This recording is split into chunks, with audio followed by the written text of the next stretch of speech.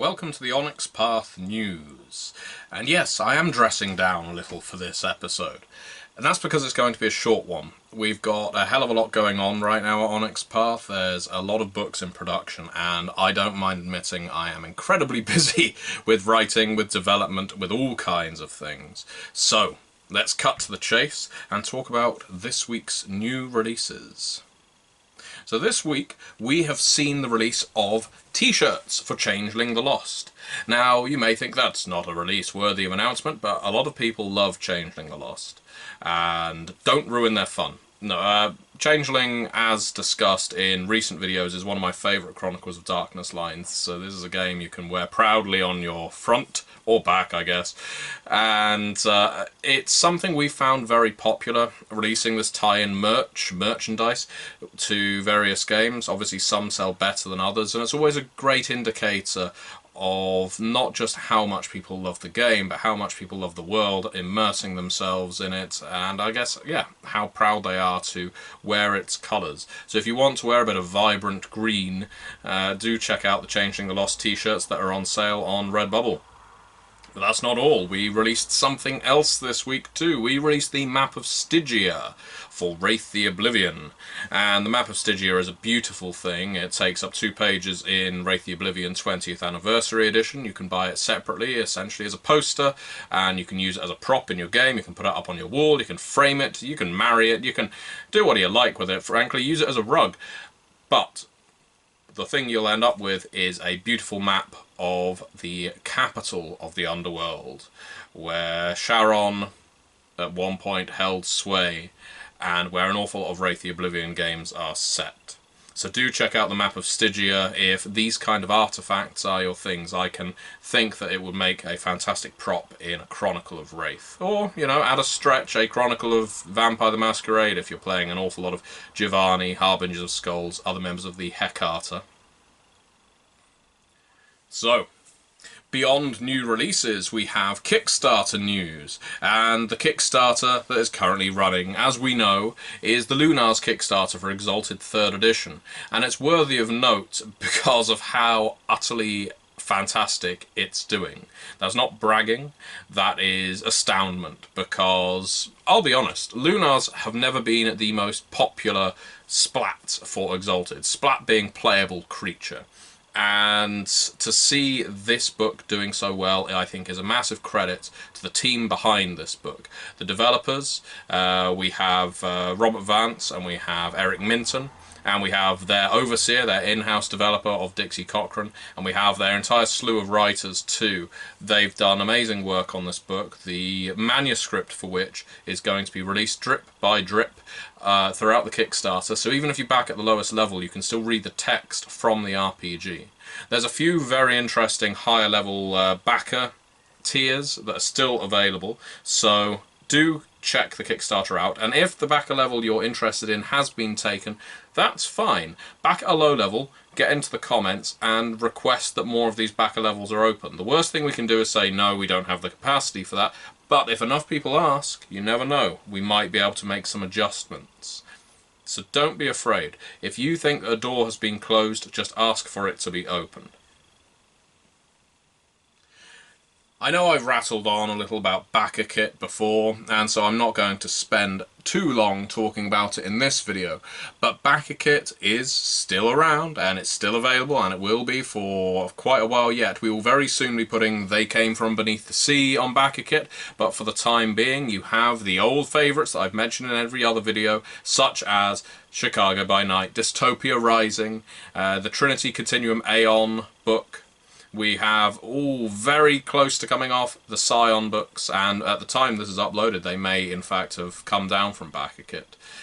We have a lot of books on there. Dark Eras 2, Dragon Blooded for Exalted, which I may have already mentioned. There's a lot of books that are available there. You can still buy them in Deluxe or Prestige Edition if the Kickstarter funded that kind of book, and please do check those books out on Backerkit. If you thought you missed the Kickstarter, they are still available on the Backerkit, and if you can't find them on Backerkit, they are probably still available on Indie Press Revolution to still buy in Deluxe or Prestige Edition.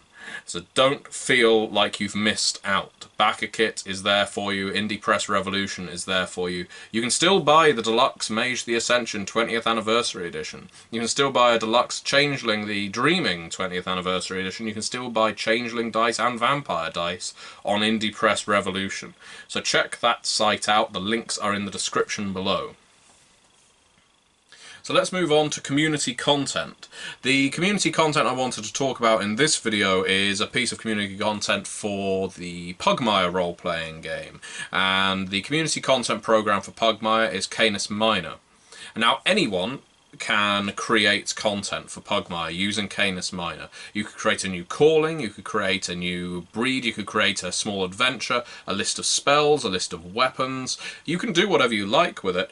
You create your product, you put it up on the website, and you can sell it. You make a profit from it as well, which is shared, of course, with the owners of the license. But Canis Minor has seen a number of very fun releases, and the one I wanted to profile in this video is The Mines of Danaton. There you go, my memory being tested. The Mines of Danaton by Jay Levy. And The Mines of Danaton is a one-shot adventure for Pugmire. It's a lot of fun. I've had a read through it before recording this video. It's basically got everything you should need. If you are interested in Pugmire, you've never run a game of it before, and you just want some hooks to get players started, get some characters fast on the way to becoming brave adventurers in the world of Pugmire, then The Mines of Danaton is a nice jumping on point. So do check that product out. The link is again in the description below. And beyond that, I'd like to just talk about Onyx Path in the media. And this section, we often profile actual plays. There's a few very good actual plays going on right now. In fact, there's more than a few, but the three I want to focus on are Myths and Matchmakers, which is in, I believe, as of time of recording, its 14th episode, and it's being incredibly well received.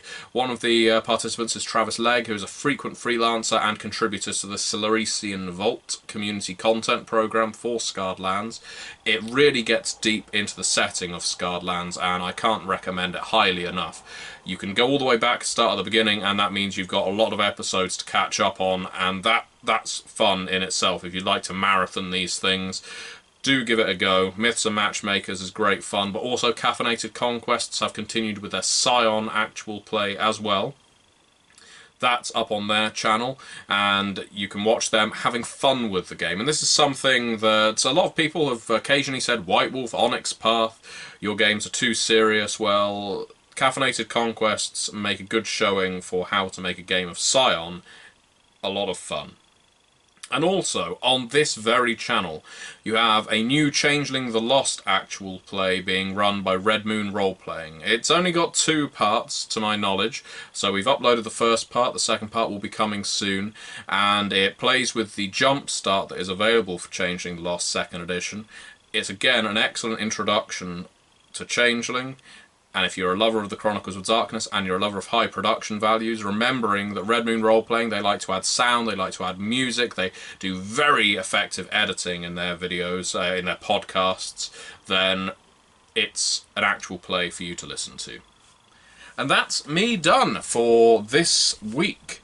I do hope that this video finds you well, and that you are looking forward to some of our upcoming releases. Do check out theonyxpath.com to see any product movements over the last couple of weeks. There's a lot of books that are fast approaching release, art notes especially, and this is a little bit I will dedicate some time to now.